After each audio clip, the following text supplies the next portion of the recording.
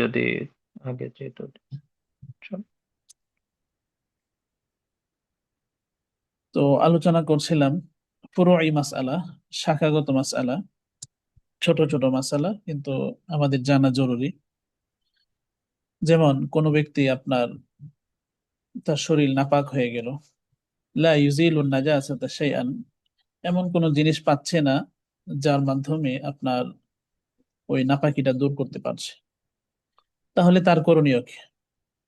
তো ইউসাল্লি মাআন নাজাসাতি, তাহলে সে নাপাকি সহই আপনার সে নামাজ পড়ে নেবে। কোনো কিছু পাচ্ছে না বলতে পানিও পাচ্ছে না, মাটিও পাচ্ছে না, হ্যাঁ, তাহলে সে এভাবেই কি করবে? নামাজ পড়ে নেবে। ওয়ালা ইউঈদুস সালাতা, নামাজ দোহরাতে হবে না। তো এটা একটা ছোট মাসালা জানলাম। আরেকটা হলো আল্লাযী লা ইয়াজিদু সাওবান ইয়াসতুরু বিহি আওরাতাহু, এমন ব্যক্তি যে এতটুকু পরিমাণ কাপড় পাচ্ছে না তার সতরটা ঢাকতে পারে। তা আমাদের পূর্বের ক্লাসের আলোচনা ছিল নামাজের, হ্যাঁ, শর্ত সমূহের একটি শর্ত হলো সতর ঢাকা। কিন্তু ওই ব্যক্তি সতর ঢাকা পরিমাণ কাপড় তিনি পাচ্ছেন না, এখন কি করবেন? তো মাসালা হলো ইসল্লিল উরিয়ানু জালিসান মাদ্দান রিজলাইহি নাহওয়াল কিবলাতি।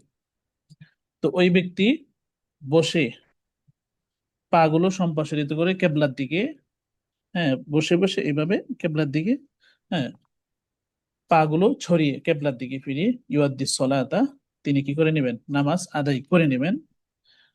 হ্যাঁ, কিন্তু তিনি এই ছাড় পাবেন না যে যেহেতু আমার, হ্যাঁ, লজ্জাস্থান খোলা, আমার সতর ঢাকতে পারছি না, তো নামাজের তো একটি শর্ত, সেটা আমার উপর, হ্যাঁ, মওকুফ হয়ে যাবে না।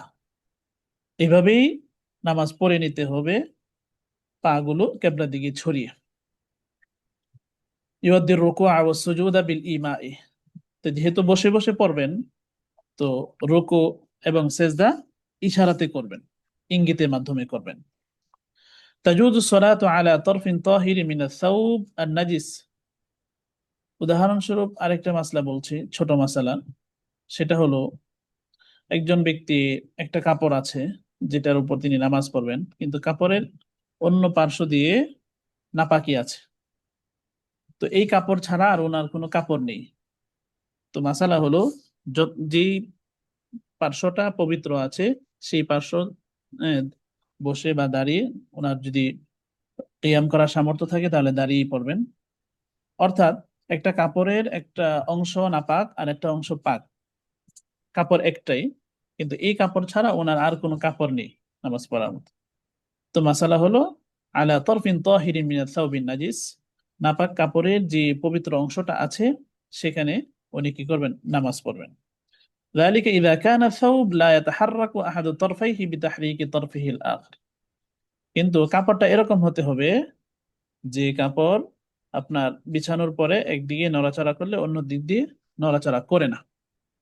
কিন্তু যদি এত ছোট হয় যে একদিক দিয়ে নড়াচড়া করলে অন্য পাশে নড়াচড়া করে, তাহলে আপনার এই কাপড়ে নামাজ পড়বে না। তাহলে আগের সুরত কোনটা? যেটা আপনার সত্রে আওরাত পরিমাণ যদি কাপড় না থাকে তাহলে বসে, হ্যাঁ, নামাজ পড়বে কেবলামুখী হয়ে, পা ছড়িয়ে, বসে বসে, হ্যাঁ, সিজদা করবে, বসে বসে রুকু করবে ইশারায়। আরেকটা মাসালা হলো তাজুদুস সালাতু আলা লিবদিন আ'লাহু তাহিরুন ওয়া আসফালুহু নাজিসুন, যেটার সম্মুখীন আমাদেরকে হতে হয়। একটা মোটা চাদর বা মোটা বেডিং বিছানা, উপর অংশ হলো পাক, নিচে দিয়ে অপবিত্র।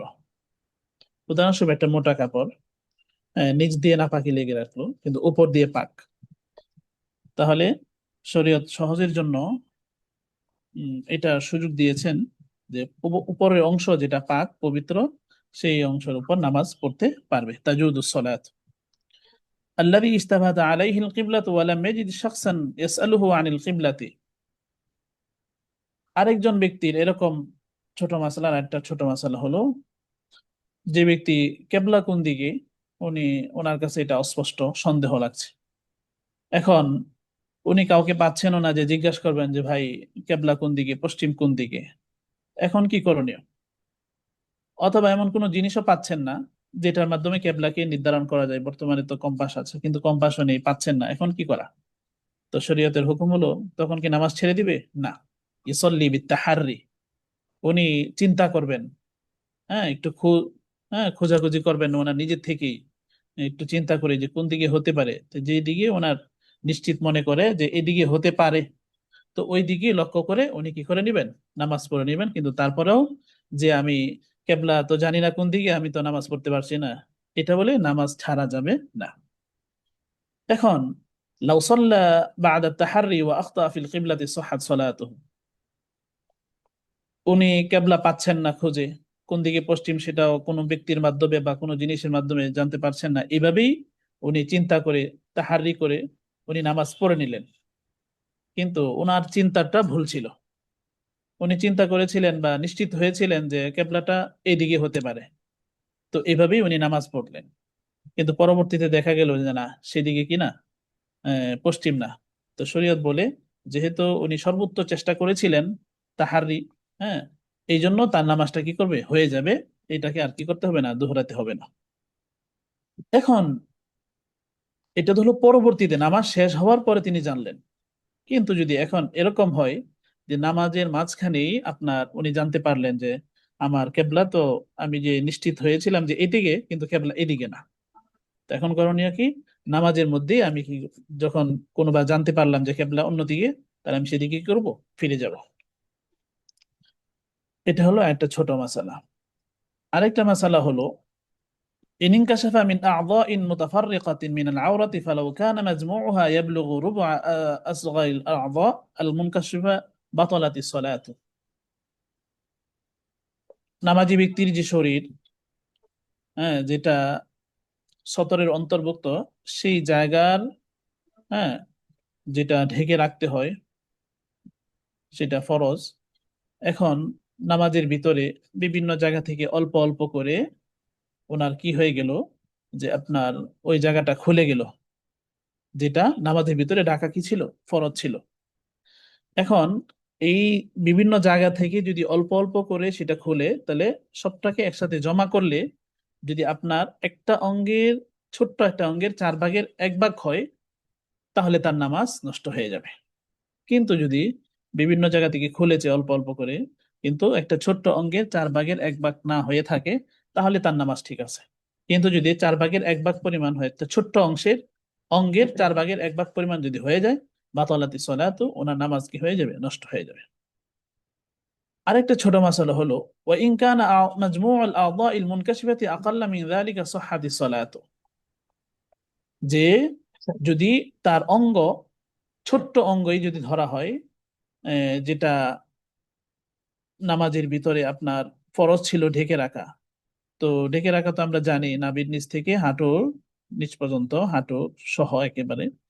তো এটার ভিতরে কোনো একটা অংশ বিভিন্ন জায়গা থেকে খুললো, খোলার পরিমাণটা যদি আপনার ছোট্ট অংশের পরিমাণ হয়ে যায়, তাহলে তো নামাজ নষ্ট। কিন্তু যদি ছোট্ট অঙ্গের 4/1 পরিমাণ না হয়, তাহলে তার নামাজ কি আছে, ঠিক আছে। এই ছোট ছোট কয়েকটা মাসালা, যেটা বলা বা জানার আমাদের জরুরি ছিল, জানার প্রয়োজন, অনেকের সম্মুখীন হয়ে থাকে। আজকে আমরা জানবো এরপরে আরকানুস সালাহ, নামাজের যে রোকন। শেখ, একটু আপ- মুভ অন করার আগে এটা নিয়ে প্রশ্ন ছিল, এই মাসালাটা নিয়ে। জি, এই এই ছোট অঙ্গটা মানে কিভাবে ডিফাইন করে? কারণ মানে বিশেষ করে মসজিদে আমরা প্রায় দেখি অনেকের হয়তো বা ছোট টি শার্টের কারণে পিছন দিয়ে হয়তো বা এক্সপোজ হয়ে যাচ্ছে ইয়ার সময়। হ্যাঁ হ্যাঁ, তো উদাহরণস্বরূপ ওইটা আপনার, জি বলেন। ওটা কতটুক হইলে নামাজ তাদের আসলেই বাতিল হয়ে যাবে? যেমন মনে করেন, আমরা একটা ছোট অঙ্গ বলতে এই যে কবজি থেকে আপনার হাত পর্যন্ত একটা অঙ্গ, আবার আচ্ছা। এই কবজি থেকে কোন পর্যন্ত একটা, কোন থেকে আবার বগল পর্যন্ত একটা।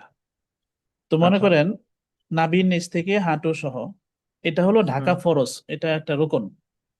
জি। এখন বিভিন্ন জায়গা থেকে অল্প অল্প করে যদি, এই যে মনে করেন হাত পরিমাণ একটা, এটার 4/1 ছোট্ট অংশই ধরলাম, অঙ্গই ধরলাম, এটার 4/1 পরিমাণ যদি হয়ে যায়, তাহলে কি হয়ে যাবে, নামাজ নষ্ট হয়ে যাবে। এখন দেখা যায় বর্তমানে বিভিন্ন ভাইরা এরকম প্যান্ট পরে থাকেন, যেগুলা টেনেও আপনার নাভির উপরে উঠানো যায় না, একবারে নিতম্ব বা পিছন দিক থেকে অনেক কিছু দেখা যায়, তাহলে হ্যাঁ। এইসব প্যান্ট পরে যদি উপরের অংশ ঢাকা না থাকে, হ্যাঁ, তাহলে এইসব প্যান্ট পরে নামাজ হবে না, ওনার সতর ঢাকা হচ্ছে না। আমরা তো হুম। দেখতে পাই যে উনি যখন নামাজে রুকুতে দাঁড়ান বা দাঁড়ানো অবস্থায় থাকেন তখন ঢাকা থাকে, কিন্তু যখন সেজদায় চলে যাবেন তখন ওনার শার্ট বা গেঞ্জি উপরের দিকে উঠে যায়। হ্যাঁ, হুম। এইভাবে যদি হয় তাহলে নামাজ হবে না, পরিচয় এটা নষ্ট হয়ে এক যাবে। এটা এক মুহূর্তের জন্য হলেও নষ্ট হয়ে যাবে, তাই না? জি, না, আগে এখানে মাসালা কোন। গিয়েছে যদি একটা রুকুন পরিমাণ, যেমন সুবহান রাব্বিয়াল আযীম, সুবহান রাব্বিয়াল আযীম, সুবহান রাব্বিয়াল আযীম, পিছনে আমরা আলোচনা করেছিলাম যে আচ্ছা, একটা আচ্ছা। তাসবিহ পরিমাণ যদি আপনার এরকম হয়ে থাকে তাহলে নামাজ নষ্ট হয়ে যাবে। কিন্তু বর্তমানের প্যান্ট তো এরকম চতুর্দিক দিয়ে আপনার এরকম টেনে উপরে ওঠানো যায় না, হুম। এটা একটা সীমা ওরা এভাবেই বানিয়ে থাকেন, যে কারণে হুম। ওইটা না পড়া ভালো। অন্য নামাজেরও, যারা পিছনে নামাজে আছেন, মুসল্লি আছেন, ওনাদেরও নামাজের ডিস্টার্ব হয়, সমস্যা হয়।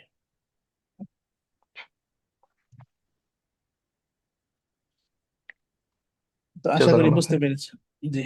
জি। তো এখন আমরা আলোচনা করব আরকানুস সালাহ, নামাজের রোকন, যেগুলা নামাজের ভিতরের অন্তর্ভুক্ত। আমরা আগে পড়েছিলাম নামাজের শর্ত যেগুলা বাহিরের, যেমন সতর, হ্যাঁ, নামাজের ভিতরে বাহিরের যেগুলা, জাগা পাক হওয়া, শরীর পাক হওয়া। এখন হলো সরাসরি নামাজের ভিতরের অংশ, হ্যাঁ, কাপড় পাক হওয়া, এটাও আগে নামাজে দাঁড়ানোর আগে এটা পবিত্রতা ছিল। এখন আমরা যেগুলা জানবো ফরজ বা রুকুন, যেটা হলো নামাজের অন্তর্ভুক্ত, নামাজের ভিতরের অংশ। এর মধ্যে একটা হলো বুঝলো, আরকানুস সালাত খামসাতুন, পাঁচটি আমরা জানবো, যে পাঁচটা নামাজের রুকন, এরকম পাঁচটা।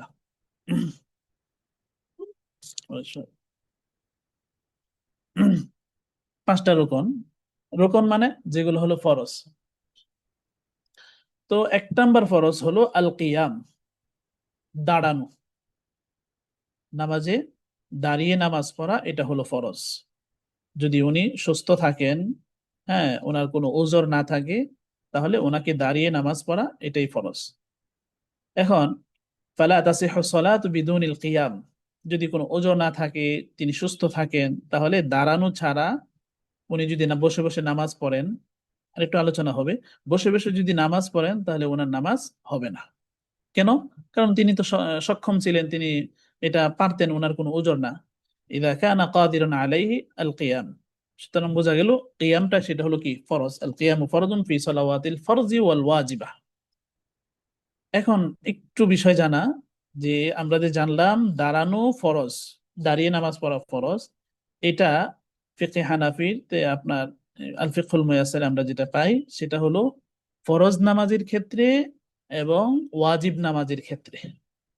ওয়াজিব নামাজের ক্ষেত্রে আর ফরজ নামাজের ক্ষেত্রে হলো এই বিধান, যে দাঁড়িয়ে যদি উনি থাকতে পারেন, সক্ষম হয়ে থাকেন, তাহলে ওনাকে দাঁড়িয়ে নামাজই পড়তে হবে, বসে নামাজ পড়লে হবে না। সেটা হলো ওয়াজিব নামাজে এবং ফরজ নামাজে, যেমন বেতের নামাজ আর ওয়াক্তিয়া নামাজ আছে। ওয়ালা ইফতারাদুল কিয়ামু ফি সালাওয়াতিন নাফিলাতি, কিন্তু নফল নামাজ যে আছে সেগুলোর ক্ষেত্রে আপনার দাঁড়ানোটা ফরজ না। যদি কোনো ব্যক্তি বসে পড়তে চান তাহলে বসে পড়লে পড়তে পারেন। ফাতাজুদু সালাওয়াতুন নাফিলাতু কাঈদান মা'আল কুদরাতি আলাল কিয়াম, এই জন্য আমরা জানতে পারি যে যদি দাঁড়ানো সক্ষম থাকেন তারপরেও যদি উনি বসে নামাজ পড়েন নফল নামাজের ক্ষেত্রে, তাহলে ওনার নামাজ হয়ে যাবে। তার মানে আমরা একটা জানলাম দাঁড়িয়ে নামাজ পড়া ফরজ। এখন এর সাথে আরেকটু যুক্ত করি আমরা। এখন দেখা যায় বর্তমানে অনেক লোক, হ্যাঁ, ডাক্তার সাহেব বললেন যে না, আপনার হাঁটুর সমস্যা, ডাক্তার সাহেব বললেন আপনার কোমরের সমস্যা, তো উনি এসে প্রথমে চেয়ার নিয়ে নামাজ বসে নামাজ পড়া শুরু করে দেন। আপনাকে চেয়ারে নামাজ পড়তে হবে ডাক্তার বলে দেন, আপনাকে আহ, উম, হ্যাঁ, নামাজ সেজদা করা যাবে না, রুকু করা যাবে না, তো উনি প্রথমেই বসে বসে নামাজ পড়েন। তাহলে এই ক্ষেত্রে ওনার ফরজ তরক হচ্ছে, ফরজ ছুটে যাচ্ছে দাঁড়ানোটা। উনি চেয়ারে বসে নামাজ পড়, শরীয়ত কোনটার বিকল্প ওনাকে অনুমতি দিয়েছে, যেটা তিনি পারছেন না সেটার। এখন একটা লোক বাসা থেকে মসজিদ পর্যন্ত হেঁটে হেঁটে আসলো, আসার পরে উনি চেয়ারে বসে নামাজ পড়ছে, তাহলে যদি দাঁড়াতে সক্ষম নাই হতেন তাহলে বাসা থেকে তিনি আসলেন কিভাবে? তো এখন আমাকে করণীয় হলো, যে জিনিসটা আমি পারছি না সেটার বিকল্প যদি বিজ্ঞ, হ্যাঁ, অভিজ্ঞ দিনদার মুসলমান যদি ডাক্তার বলে থাকেন যে আপনার এই সমস্যা, আপনাকে এ পড়তে হবে, কিন্তু এখন দেখা যায় একটু সামান্য সমস্যা হলেই না না আপনার নামাজ পড়া যাবে না, আপনি চেয়ারে বসে নামাজ পড়বেন, তাহলে ওনার কারণে আমার ফরজ তরক হচ্ছে। চেয়ারে বসে যে নামাজ পড়ছি, আমি তো দাঁড়াতে সক্ষম। এখন আমি প্রথমে দাঁড়াবো, যে জিনিসটা আমি পারছি না, উদাহরণস্বরূপ আমি সেজদা দিতে পারছি না, আমার হাঁটুর বেশি সমস্যা, একবারে আমি শেষ হয়ে যাব, হ্যাঁ, অনেক ব্যথা করছে, বা রুকু করতে পারছি না, যে আমার কোমর একেবারে ব্যথা বেশি পরিমাণ করছে, কিন্তু আমি তো দাঁড়াতে পারছি, তাই বলে আমি সব বসে বসে নামাজ পড়লাম, তাহলে হবে না। আমাকে প্রথমে দাঁড়াতে হবে, ফরজ যে কিয়াম সেই দাঁড়ানোটা আদায় করতে হবে, এরপরে যেগুলা পারছি না সেগুলা করতে হবে। কিন্তু এখন দেখা যায় ঢালাও ভাবে আমি চেয়ারে বসে নামাজ পড়লাম, তাহলে আমার নামাজ হবে না, কারণ আমি তো দাঁড়াতে সক্ষম। দাঁড়াতে যে সক্ষম আমার প্রমাণ কি? আমি বাসা থেকে হেঁটে মসজিদ পর্যন্ত আসলাম, তার মানে বোঝা গেল আমি দাঁড়াতে সক্ষম। এই জন্য আমাকে প্রথমে দাঁড়িয়ে, এরপরে যেটা পারছি না সেটাকে আমার বিকল্প গ্রহণ করতে হবে। এখন বিকল্প গ্রহণ করতে গিয়ে আমি যেটা পারি সেটাও যদি আমি আহ, সুযোগ মনে করি, তাহলে হবে না। তো 2 নাম্বার হলো আল কেরাআহ, কেরাত। তো কেরাত কতটুকু পরিমাণ হবে? কেরাত হলো নামাজের একটা রুকন, নামাজের একটা ফরজ। কতটুকু পরিমাণ হবে? ন্যূনতম ছোট্ট একটা বড় আয়াত, অথবা তিন ছোট 3টা আয়াত পরিমাণ যদি হয়, তাহলে ফরজিয়ত আদায় হয়ে যাবে। ওয়ালাউ আয়াতান কাসীরাতান ফালা তাসিহু সালাতু বিদুনিল কিরাআহ। এখন যদি একটা ছোট্ট আয়াত পরিমাণ, যেটা ফরজ, এটাও যদি না পড়ে, তাহলে কি হবে না? হ্যাঁ, নামাজ হবে না। কেরাত ছাড়া নামাজ পড়বে না, শুধু সূরা ফাতিহা পড়ে রুকু সিজদা করে নিলাম, তাহলে কি হবে না? নামাজ হবে না। والقراءة فرض في جميع ركعات الصلوات الواجبة والنافلة। আমার যে কেরাত যেটা ফরজ, আমরা আগে জানছিলাম যে কিয়াম দাঁড়ানো, দাঁড়ানোটা ফরজ হলো ফরজ নামাজের ক্ষেত্রে, আর হলো ওয়াজিব নামাজের ক্ষেত্রে। আর কেরাত, এটা নামাজ ফরজ হোক, ওয়াজিব হোক বা নফল হোক, সর্বক্ষেত্রেই আপনার কেরাত যেটা সেটা কি ফরজ। হ্যাঁ, নফল বলে শুধু সূরা ফাতিহা বলে পড়ে দিব এরকম হবে না। নফলের ক্ষেত্রে যদিও নামাজ নফল, কিন্তু আপনার কেরাতটা হলো কি ফরজ, কেরাত পড়তে হবে। وتسقط القراءة عن المصلي إذا كان مقتديا بل تكون له القراءة القراءة فرض في ركعتين من صلوات الفرض। এখন আমাকে জানতে হবে যে নামাজ ফরজ হোক বা নফল হোক বা ওয়াজিব হোক, যে নামাজে কেরাত ফরজ, কোন কোন রাকাতে। ফরজ নামাজে 2 রাকাতে কেরাত, সেটা হলো আপনার আল কিরাআতু ফরজুন ফি রাকাতাইন ফি সালাওয়াতিল ফরজ। ফরজের 2 রাকাতে কেরাত আপনার ফরজ। এখন ফরজ নামাজ 3 রাকাত বিশিষ্ট হতে পারে, বা 2 রাকাত বিশিষ্ট হতে পারে, বা 4 রাকাত বিশিষ্ট হতে পারে। আমাকে 2 রাকাতে কেরাত করা কি ফরজ। ওয়াল কিরাআতু ফরজুন ফি জামিই রাকাআতি সালাওয়াতি আল ওয়াজিবাতি ওয়ান নাফিলাতি ওয়া তাসকুতুল কিরাআতু আনিল মুসাল্লিন। এখন ইমাম সাহেব যদি কেরাত পড়েন, এখন কেরাত কার উপর ফরজ? যদি আমি একা একা পড়ি, তাহলে আমার উপর সূরা ফাতিহাও পড়তে হবে, কেরাতও পড়তে হবে। কিন্তু আমি যদি মুসল্লি হয়ে থাকি, তাহলে হানাফি মাযহাব মতে আমরা যে হাদিস অনুসরণ করি, মান কানা লাহু ইমাম ফাকিরাতুল ইমামি লাহু কিরাআ, এটার উপর ভিত্তি করে আল ইমামু যামিনুন, এই হাদিসের উপর ভিত্তি করে আমরা হানাফি মাযহাবের ওয়ালা এই হাদিস গ্রহণ করে আমরা বলে থাকি যে ইমাম সাহেবের কেরাত মুসল্লির কেরাত যথেষ্ট। ইমাম সাহেব কেরাত পড়লে মুসল্লিদের কেরাত পড়তে হবে না। ওয়াইদা কুরিআল কুরআন ফাসতামিউ লাহু ওয়া আনসিতু লাআল্লাকুম তুরহামুন, এই আয়াতের উপর ভিত্তি করে, ওই 2 হাদিসের উপর ভিত্তি করে। তো যদি আমি ইমাম হয়ে থাকি, তাহলে প্রথম 2 রাকাত আমাকে কেরাত পড়তে হবে। যদি আমি একা একা নামাজ পড়ে থাকি, প্রথম 2 রাকাত, 2 রাকাতে কেরাত পড়া ফরজ। কিন্তু আরেকটা ওয়াজিব হলো প্রথম 2 রাকাতে পড়া ফরজ, ওয়াজিব। এখন আমি যদি ইমাম হয়ে থাকি, তাহলে আমাকে 2 রাকাত কেরাত পড়তে হবে। আর যদি আমি মুসল্লি হয়ে থাকি, তাহলে আমাকে কেরাত পড়তে হবে না, শুধু ইমাম সাহেবের পেছনে আমরা কি করব? শ্রবণ করব, শুনবো।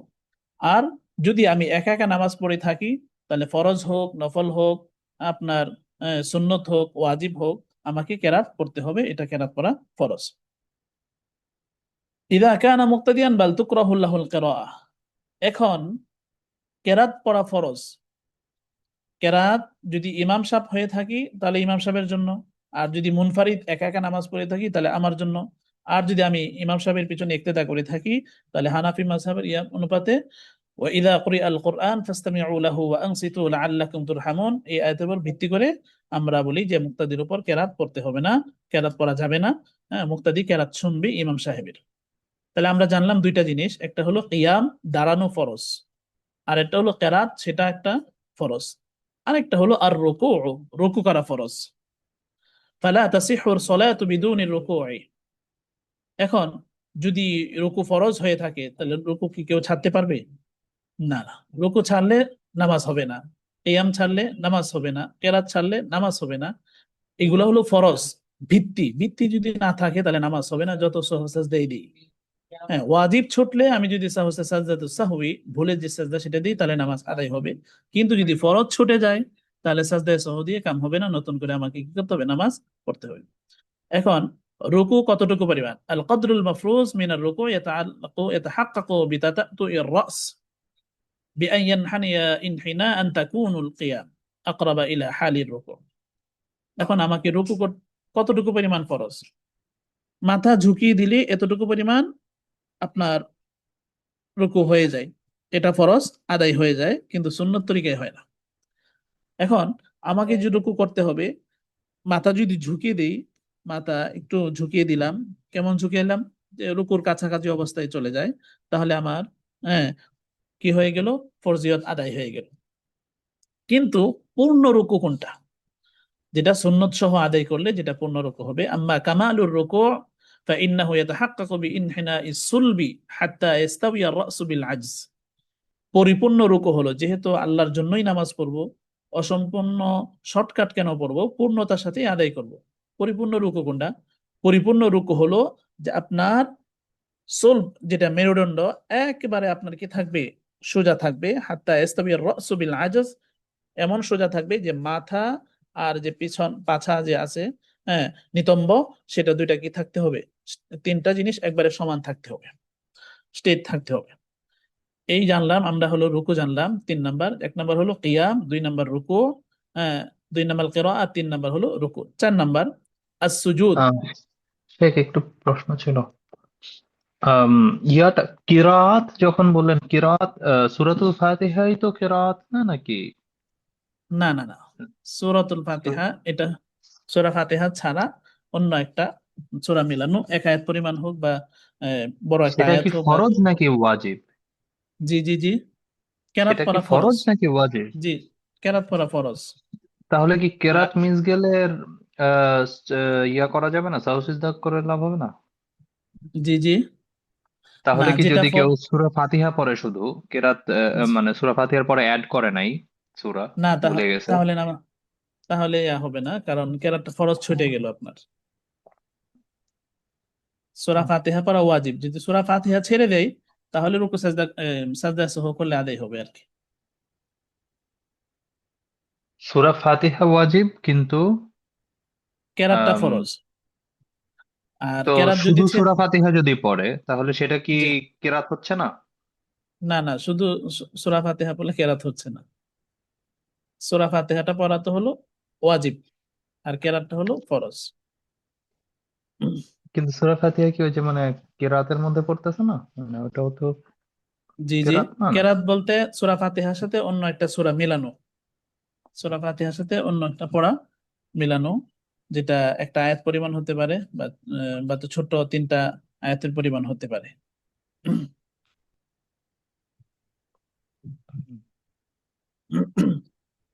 এখন যদি ফরজ ছুটে যায় তাহলে সাহু সিজদা দিলে হবে না, কিন্তু যদি ওয়াজিব ছুটে, যেটা সূরা ফাতিহা পড়া ওয়াজিব, সেই ওয়াজিব যদি ছুটে যায়, হ্যাঁ, তাহলে আপনার এই সাজদায়ে সাহু দিলে হয়ে যায়। তো তিন নাম্বার আমরা জানলাম, একটা হলো কিয়াম, দুই নাম্বার কিরাআত, তিন নাম্বার হলো রুকু, চার নাম্বার আস-সুজুদ, সাজদা। ফালা তাসিহু সলাতু বিদুনি সাজদাতাইনি ফি কুল্লি রাকাআতিন। সুতরাং প্রত্যেক রাকাতে দুইটা সাজদা ব্যতীত নামাজ কি হবে না? ঠিক হবে না। দুইটি রাকা, দুইটা সাজদা, এটা ফরজ। এখন আমরা যে জেনেছিলাম রুকুর একটা ফরজ পরিমাণ কতটুকু, এখন সাজদার একটা ফরজ পরিমাণ আছে। আল কদরুল মাফরুজ মিনাস সুজুদ ইয়াতাহাক্কাকু বিওয়াদ'i জুজইন মিনাল জাবহাতি ওয়া ওয়াদ'i ইহদাল ইয়াদাইনি ওয়া ইহদার রুকবাতাইনি ওয়া শাইইন মিন আতরাফি ইহদাল কদামাইনি আলাল আরদি। সাজদার ফরজ পরিমাণ হলো কতটুকু? যে আপনার যে কপাল আছে, কপালের কিছু অংশ লেগে যায়, আর দুই হাতের কিছু অংশের এক হাত লাগে, অথবা দুই হাঁটুর এক হাঁটু লাগে, অথবা দুই পায়ের কিছু অংশ লাগে, তাহলে প্রত্যেকটাতে যদি কিছু কিছু হয় তাহলে এটা ফরজিয়ত আদায় হয়। কিন্তু পূর্ণাঙ্গ পূর্ণাঙ্গ সেজদা হলো যে কপাল পুরোটা লাগানো, পূর্ণাঙ্গ সেজদা হলো দুই হাত উভয়টা লাগানো, পূর্ণাঙ্গ সেজদা হলো হাঁটু উভয়টা লাগানো, পূর্ণাঙ্গ সেজদা হলো উভয় পা জমিনে উভয়টা রাখা। وكمال السجود يتحقق بوضع اليدين والركبتين والقدمين والجبهة والأنف على الأرض অনুরূপভাবে নাক। এখন যদি কেউ আহ, কি করলো, لا يصح السجود إلا أن يكون على شيء تستقر عليه جبهته بحيث لو بالغ الساجد لا يتسفل رأسه أبلغ مما كان حال الوضع।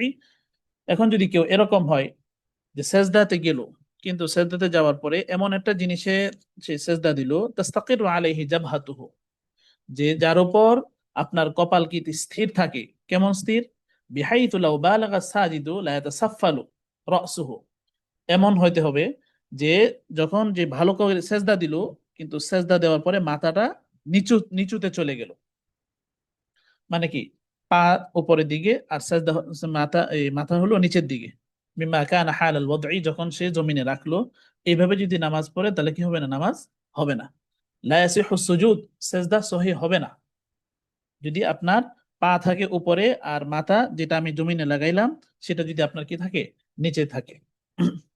আমি আবার বলছি, ওয়ালা ইয়াসিহু সুজুদু, সিজদা শুদ্ধ হবে না, সহিহ হবে না, ইল্লা আইয়াকুনা আলা শাইইন তাস্তাকিরু আলাইহি জাবহাতুহু, তবে যদি এরকম হয় যে আপনার তার কপালটা স্থির থাকে, বিহাইসু এমন ভাবে, লাউ বালাগা সাজিদু, যদি সেজদাকারী পূর্ণভাবে সেজদা করে, লা ইয়াতাসাফফালু রাসুহু, যে তার মাথাটা নিচু হয় না, কিন্তু যদি নিচু হয়ে যায় তাহলে আবার হবে না।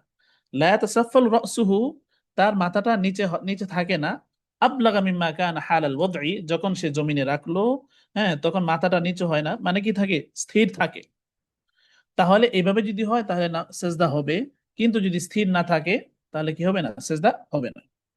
ওয়ালা ইয়াসিহুল ইখতিসারু ফি সুজুদি আলাল আনফি, এখন যদি কেউ এরকম করে যে সেজদার সময় আপনার শুধু নাক লাগাইলো, শুধু নাকের উপর সেজদা দিয়ে দিল, কপাল লাগাইলো না, তাহলে বলতেছে তো এইভাবে কি হবে না, সেজদা সহি হবে না। ইল্লা ইযা কানা লাহু উযরুন, তবে হ্যাঁ ছাড় আছে ওই ব্যক্তির জন্য যার কোনো কি থাকে, ওজর থাকে, তাহলে তার কপাল যদি নাও লাগা তাহলে কি হবে, সেজদা হবে, যেহেতু তার আহ, ওজর আছে, শরীর দৃষ্টিতে উনি ওজরে মাকুল, ওনার ছাড় আছে।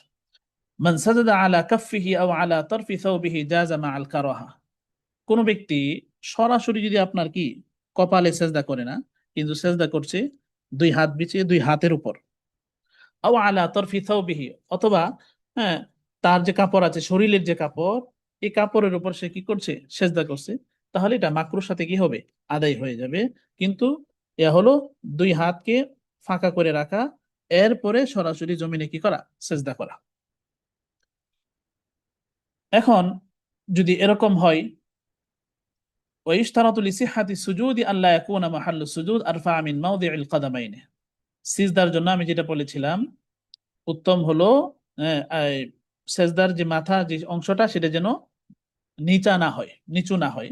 এখন যদি এরকম হয়, সেজদার যে জায়গাটা আছে, সেজদার জায়গা, এটা যদি আপনার কি হয়ে যায়, মাহাল্লুস সুজুদ যেটাকে বলে সেজদার জায়গা, আরফা মিন মাওদিইল কাদামাইনি, পায়ের যে জায়গা আছে সেটা থেকে উঁচু হয়, নিচু তো হওয়া যাবে না, কিন্তু যদি উঁচু হয় কতটুকু পরিমাণ, বিআকসার মিন নিসফি যিরাইন, যদি আপনার নিসফি যিরা, এক গজের অর্ধেক গজ, যেটাকে অর্ধ হাত এক বিঘাও বলা যায়, এইটা পরিমাণ, এটা থেকে যদি আপনার কি হয়, উঁচু হয়ে যায়।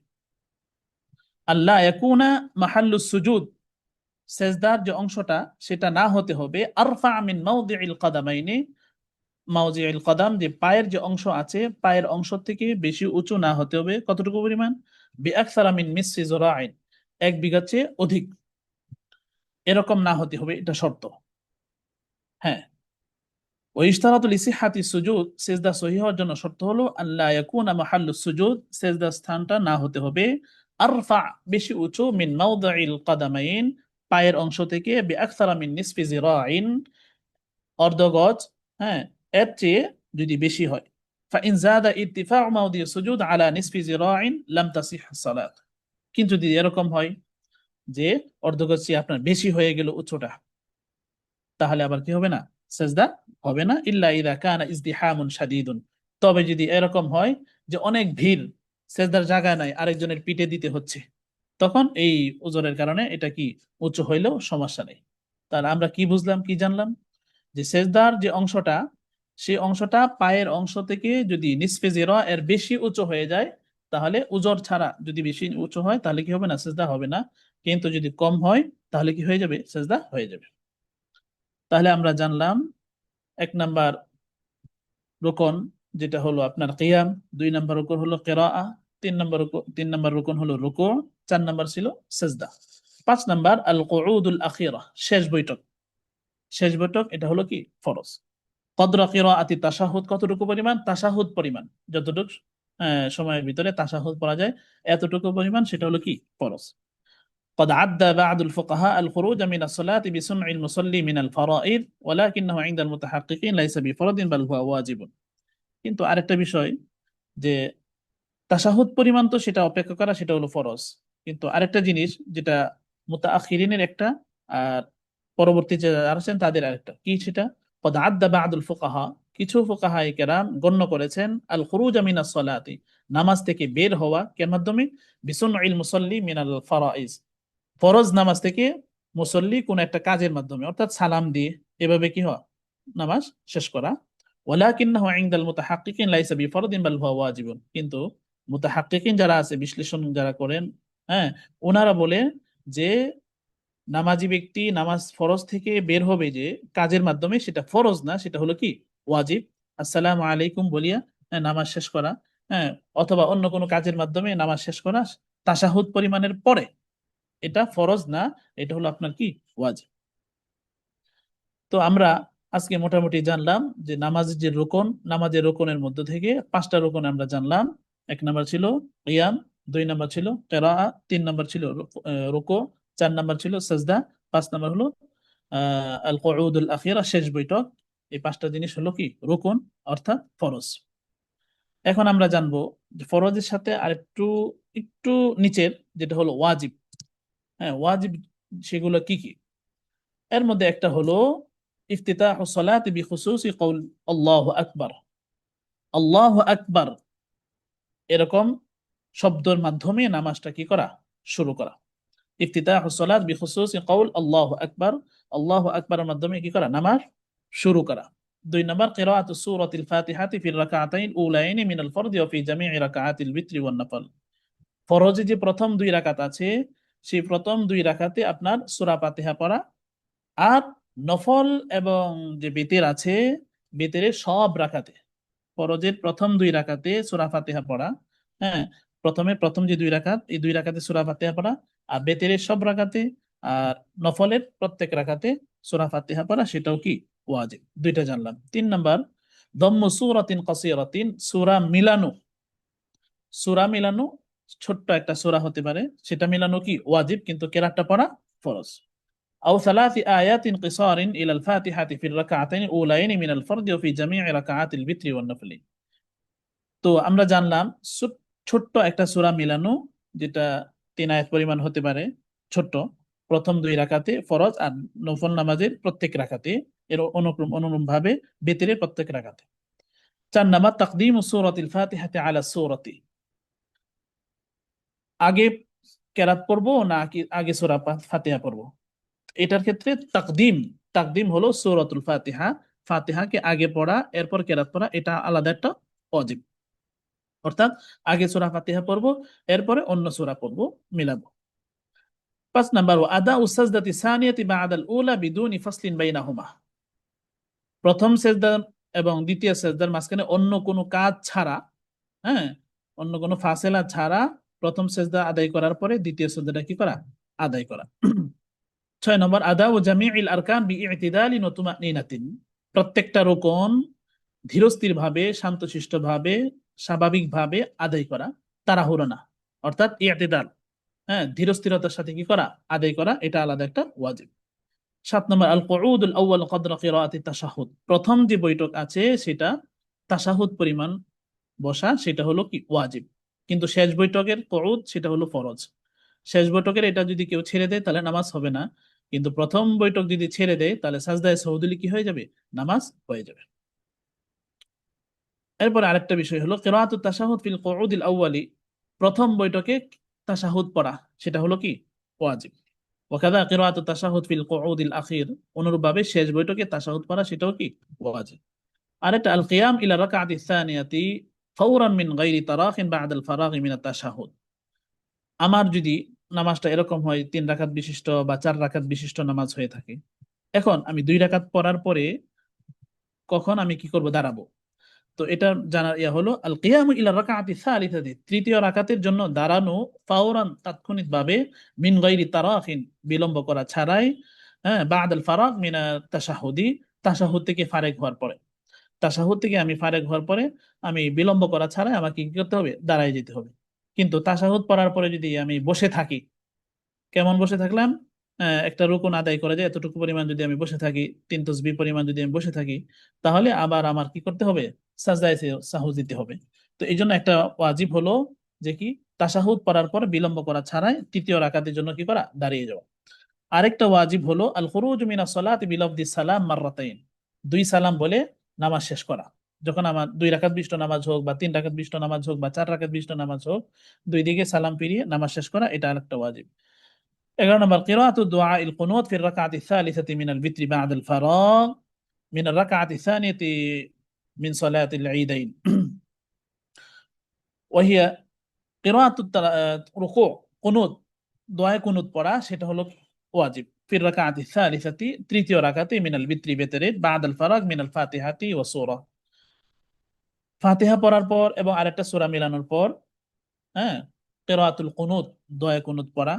এখন দোয়া কুনুত অনেকগুলো আছে, আমরা যেটা পড়ি আল্লাহুম্মা ইন্না নাস্তাঈনুকা ওয়া নাস্তাগফিরুকা ওয়া নু'মিনু বিকা, হ্যাঁ, যে কোনো একটা দোয়া কুনুত পড়া সেটা হলো কি, ওয়াজিব।